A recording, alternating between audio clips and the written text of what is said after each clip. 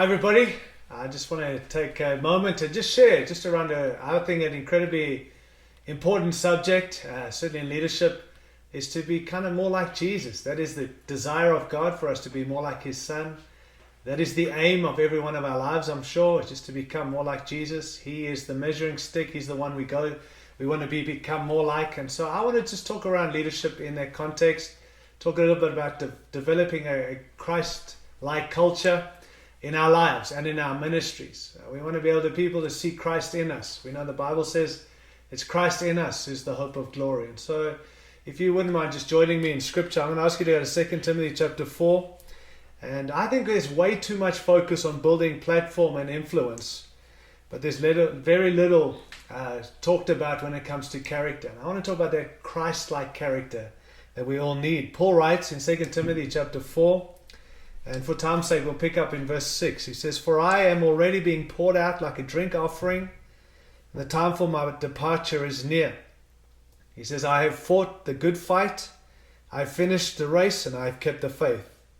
Now there is in store for me the crown of righteousness, which the Lord, the righteous judge, will award me on that day, and not only to me, but also to all who have longed for His appearing." Notice, kind of in a legacy at the end of Paul's time, when he's now kind of just speaking some of his last words in a sense, but also just highlighting some of the accomplishments of his life, the legacy.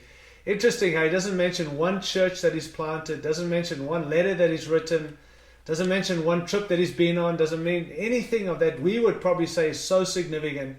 He simply says these words. His brief statement is, it doesn't include education, doesn't include places, doesn't include letters, doesn't include the people he's preached to or the churches he's planted. As he's pondering the end of his life, he makes these three simple statements about himself and his legacy.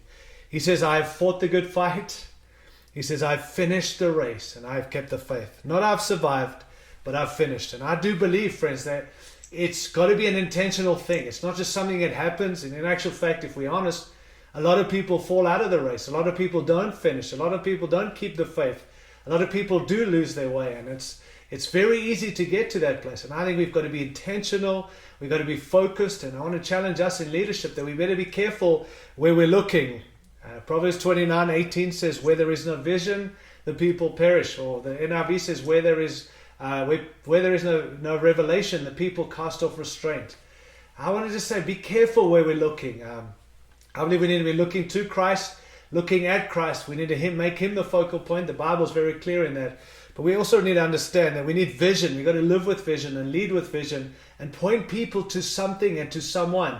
And I believe that someone is Jesus. I do believe with no vision, the Bible's very clear, is that we begin to compromise. Proverbs 29:18, we've said that. We become comfortable. We lose conviction when we're not living with vision or leading with vision or looking to someone like Jesus Christ. We lose our conviction.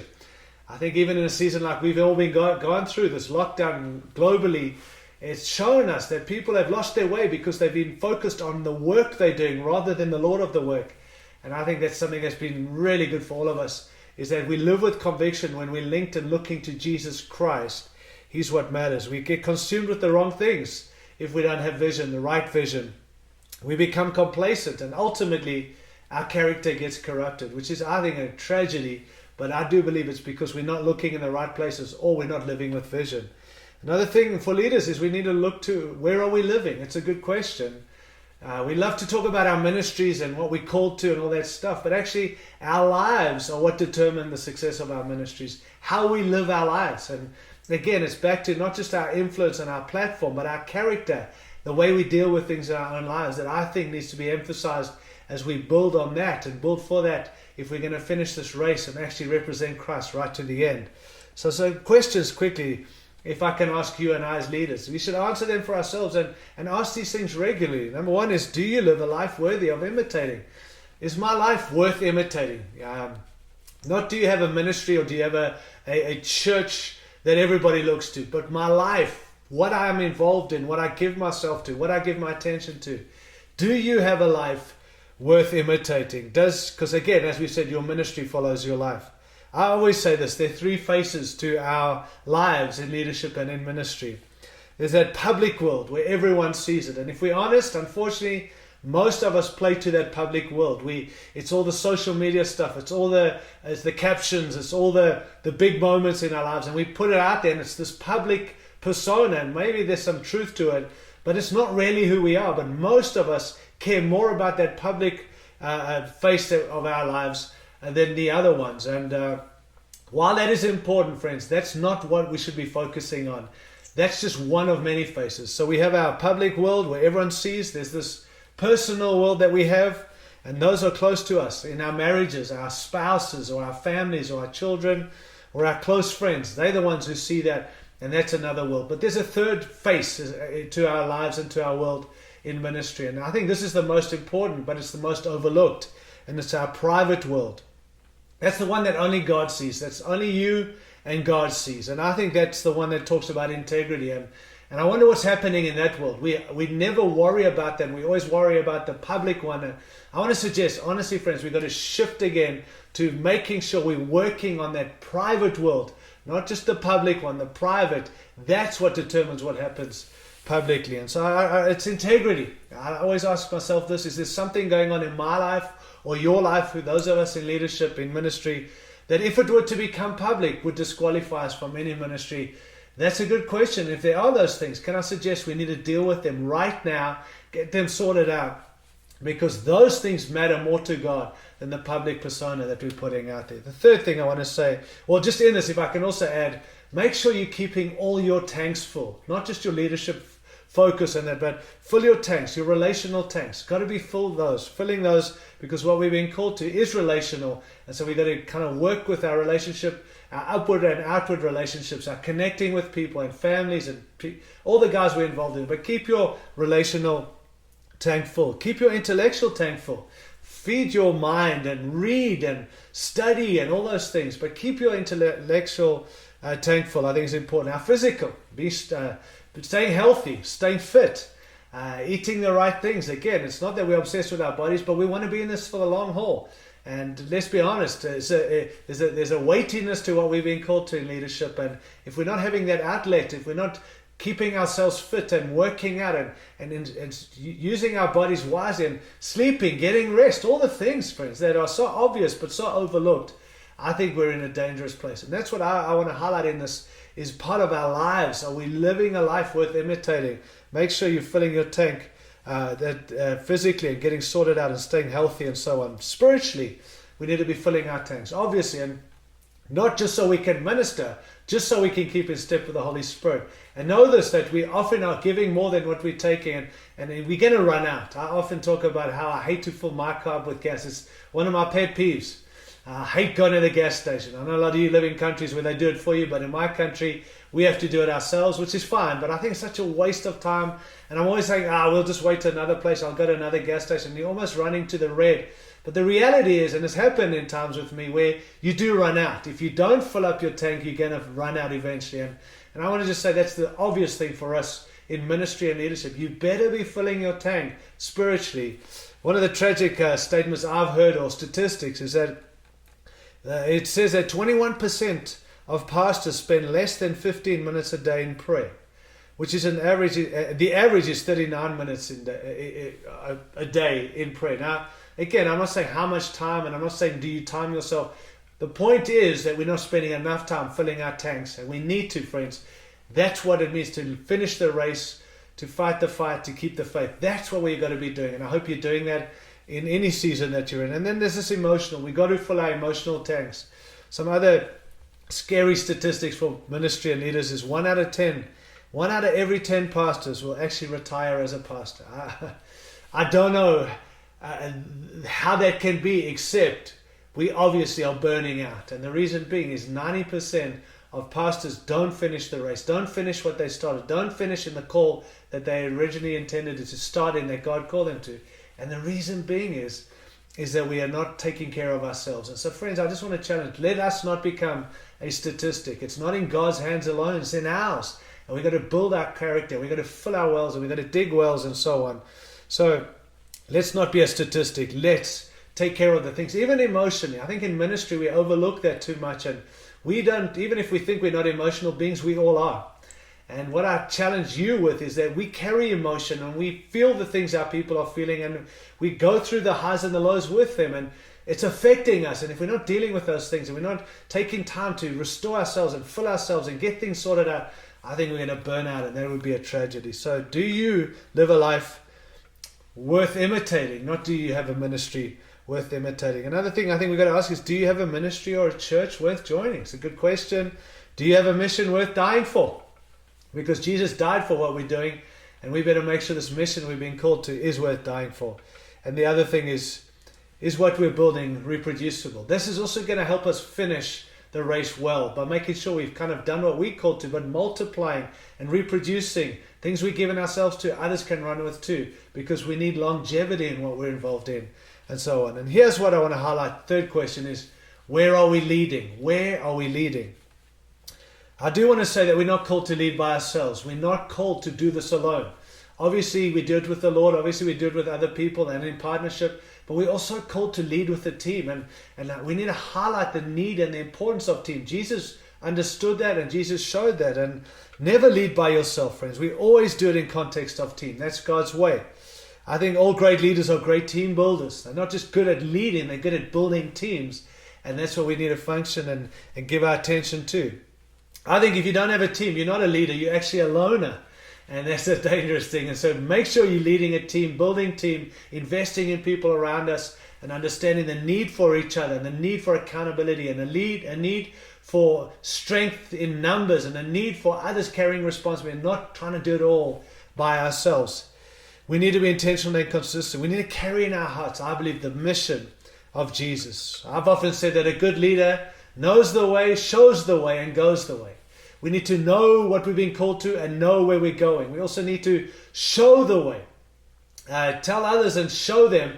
But then more importantly, those two can I suggest, we need to actually go the way. We need to lead and live by example. So when we talk about being Christ-like, when we talk about being followers of Jesus, when we're challenging others to be more like Jesus, friends, we've got to be in the front leading them that way and revealing more of the character of Christ in our lives and in our ministries, and not telling others to do it, living and leading by example. That's the key. We need leaders, I've often said, that are marked by the living presence of Jesus, that inspires others to bold faith. We need example leaders. We need servant-hearted leaders. That's what it means to be more like Jesus. We need leaders who are submitted to Jesus. We need leaders who are obsessed with Jesus. We need leaders who are more like Jesus. And so we need leaders simply who are following Jesus. And that's the key to this thing. And I know that we often reference this text. I do often too. In 1 Corinthians chapter 11, verse 1, Paul says, follow me as I follow Christ. Follow me, I believe what he's saying, as much as you see me following Jesus. Paul was not saying, I, Paul, am worthy to be followed. I believe what Paul was saying, I, Paul, a follower of Jesus, is worthy to be followed because of who I'm following. So the point, if I can suggest, is that we love to tell people, follow me as I follow Christ, or imitate me as I'm imitating Christ. And that's awesome and true, and it's a good statement. The point, though, is, are we truly following Christ? Because we shouldn't get people to follow us if we're not followers of Jesus. What makes us worthy of being followed is the one who we follow, and that is Jesus. And so it's a good truth for us to just be reminded of and understand. You know, I think it's a pretty audacious statement to say, follow me as I follow Jesus, or imitate me. It's a pretty audacious statement to be said. And I think for the average modern day church leader, it's really audacious. It presupposes that the things I spend my time doing, not just talking about, my time doing, if carefully imitated, would have a kingdom revealing effect. It presumes a level of spiritual integrity, which we've talked about already, but this would presume a level of spiritual integrity that is wide open to the personal inspection and of private scrutiny. In other words, you and I who claim to be followers of Jesus, who tell people to follow us as we follow Jesus, if our lives were to be investigated, not our ministries, not what we talk about, our lives, we would then be found guilty of being followers of Jesus. That's what it has to mean, friends, for us. There's much said about the marks of effective leadership, and we want to be effective in our leadership, and we want to study and learn and be better in leadership, and leadership is strategic and vital. But I think what's missing today in some of the discussion and the talking and the preaching on leadership, we think lost amongst in all these voices is assumed, but often I think the most neglected foundation of all leadership. And I think it's this. Our day calls for a resurgence of Christ-like leadership. Leaders known not first and foremost for their compelling gifts, not for their charismatic communication, which is important, or for their influential leadership, but for the fact that they are continually being shaped by Jesus Christ himself. Here's a few clear ways that we can tell whether that be true. Not that we have to tell people, but they can see it in us, see it in our lives, see it in our leadership, see it in our ministry. Well, here's some ways we can tell. Number one, humility. Christ-like leaders reject prideful posturing and give preference to humble, empowering leadership that seeks to promote the best of others. Think about that in leadership today. It's worthy of note that the early apostles took pride in nothing other than Jesus. They didn't take pride in themselves or the stuff they did or the gifts they carried. They took pride in Jesus Christ himself. That, my friends, is what I believe is a sign or a fruit of what it means to be a true follower of Jesus and to lead in that way. I think humility is lacking in the church and certainly in leadership. And to me, that's what draws the attention of God to us. God says that he gives grace to the humble, but he opposes the proud. I think humility is so attractive to the world, attractive to God, attractive to people. Not false humility, knowing who we are and recognizing it's not this posturing for position. It's giving the glory to Jesus and staying humble and serving people and knowing that our only great thing we carry is Jesus Christ himself. I also think service is another sign, another true evidence of being a true follower of Jesus. This is how we know we've been shaped by him, by the way we serve, not being served, not looking to be served, but how can we serve others? Service. Christ-like leaders will pour out themselves in burden-bearing relationship that models love in action. Don't talk love, models it by the lives we live and what we pour ourselves into.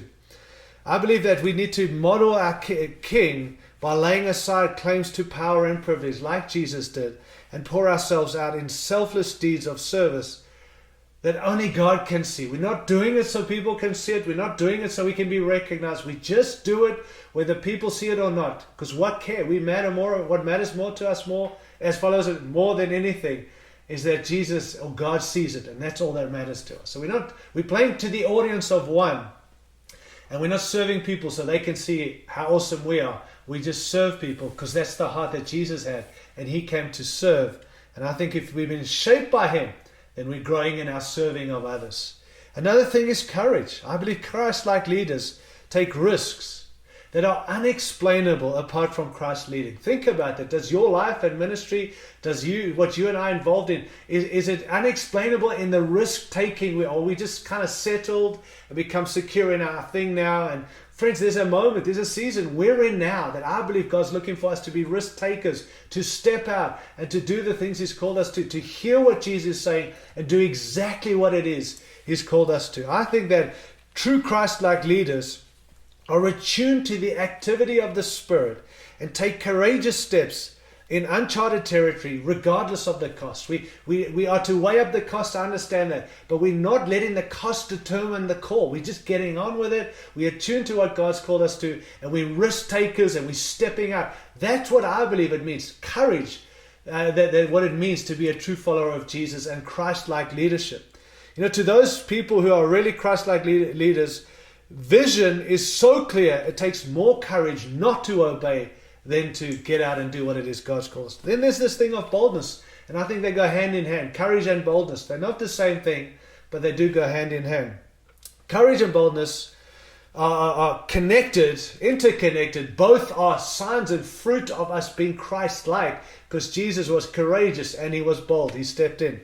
And I think these four, humility, service, courage, and boldness, are linked together. Boldness without humility creates leaders who say the right thing, but in a manner or tone that repels people rather than compels. And friends, we've all seen that before. Let's hope that's not us. But if it is us, we need humility with courage. We want to compel people to walk out the mandate God's called them to, rather than repel them from our arrogance or our boldness that has no humility.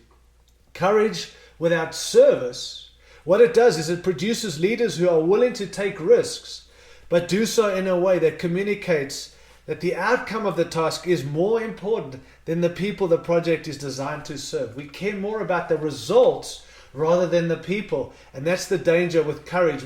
If we're all about courage without service, we need to be serving. We need to do this for the people, do it for God, not do it for the outcome and the results. So I think we need to get back to some of these things, but to do it in a way that communicates. We need to communicate the outcome is important, but more important than the outcome is we are all about the people God's called us. So when you combine these characters and these virtues in a compelling answer, I think, to the leadership crisis that we're seeing in the church today, is we don't have enough followers of Jesus, true Christ-like leaders. And friends, my challenge for you and me is let's be more like Jesus. Let's lead more like Christ. Let's point people more to Jesus by the way we lead and the things that we carry.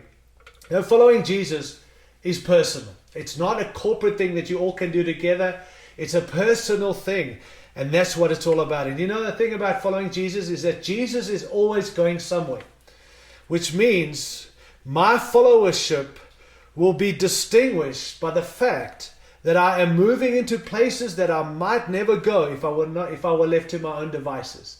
That's how we know we're following Jesus. If I was left to my own devices, I'd be doing certain things. But because I'm following Jesus, I'm actually going to places I would never go, and I'm doing things I would never do. That's a sign of what it means to be following Jesus. I also like Jesus, I don't go alone. That's our thing. But we take and we inspire other people to pattern our lives and to do what it is we've been called to together. That's what it means to be a follower of Jesus. And I want to say, unfortunately, in today's church, we see too many churches building their discipleship models with this expectation of motionless followers following a passionless reduction of a missionary Jesus. Think about that. I know that's a radical statement, but we've got to get back to true followers of Jesus, Christ-like, being Christ-like. And so I just want to land with some challenges for us on how we can actually cultivate and build this character and be more practical in it. And there are three things. I think our response. Number one, practice the presence of Jesus. Not just have moments with Him, practice the presence of Jesus. In other words, that in everything we say, in everything that we do, in all that the decisions we make, in the connecting with people, the preaching, the appointments, whatever we do, practice the presence of Jesus. That Jesus is with us in the decision making, that He's there in those moments, and we want to recognize that, know that Jesus is with us, so practice the presence of Him being there. I believe we need to abide in Christ. Honestly, friends, not just reference Him, abide in Him. The Bible's very clear, John 15. Those who abide in Him, remain in me, and I remain. Apart from Him, you can do nothing. So we need to be pressing into Him and abiding in Him. We need to revel in Christ. Can I suggest we need to enjoy Christ? That helps us develop this culture of Christ, is to enjoy Him. Don't just have moments. Don't go to Him in the needs. Enjoy Jesus. Enjoy walking with Him and resembling Him. Make much of Christ. Live in constant dependency on Christ. And I believe this will keep you relying on Jesus as your source of all power. I was recently asked, because, going through some of the stuff we're all going through with this kind of lockdown and the new seasons and all that. And someone asked me, so what are the lessons you've learned? You're big on this thing of, well, we do stuff for the Lord and why we do what we do and all those things. And I realized, I said to that guy in a response, one of the lessons I learned is not only we do it for Him, not only we do it because of what He's done for us. Those are good enough reasons. But what's really inspired me in the season is we don't get it to do it just for Him. We get to do it with Him. Honestly, guys, we don't do this alone. We get to enjoy Jesus. I get to do what I'm doing with Him. And I think that's needed and necessary. Isaiah chapter 9, verse 6 and 7, which is a well-worn text that we use, unfortunately, only on Christmas, the birth of Jesus and the prophesying of Him coming. But there's some profound things that show us that there's a daily need for Jesus, and He's involved in all areas. And it says this in Isaiah chapter 9, verse 6, "For to us a child is born, to us a son is given, and the government will be on His shoulders, and He will be called Wonderful." He will be called Wonderful. And I believe that helps us in the dullness of our lives. That He's wonderful, and when you're connecting to this wonderful Jesus, He helps us in the dullness of the things we're involved in. He will be called Counselor. meaning He helps us in the decisions we are called to make in life and in leadership and in ministry. He will be called Mighty God, which means He helps us in the demands of life. Do you see how in every situation, in every context, Jesus can be and wants to be involved by His very name? Wonderful Counselor, Mighty God. And then it says Everlasting Father. He helps us in the dimensions of life. He gives us understanding of being a Father to us. Mighty God, Everlasting Father, and so on. And then Prince of Peace. He's the Prince of Peace. He helps us in the disturbances of life. Think about that, friends. Jesus helps us in the dullness. He helps us in our decisions. He helps us when we are facing demands. He helps us in our dimensions of understanding life. And He also helps us in disturbances. He's the Prince of Peace. The point being is that Jesus is involved in everything, and we need to keep going to Him. So can I suggest, develop a culture of Christ. Second, practice a culture of Christ. Secondly, practice the presence of people.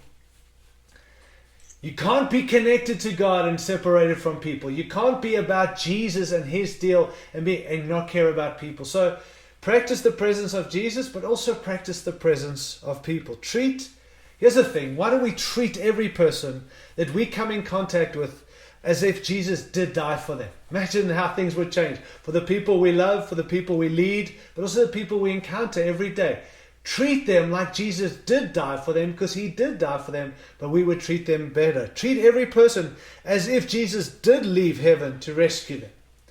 Treat every person as if they are made in the image of God and they really do matter to Him. And if they matter to Him, they'll matter to us. And I believe this will keep us from treating people as though they're less than made in the image of God. And lastly, thirdly, practically speaking, practice being a servant.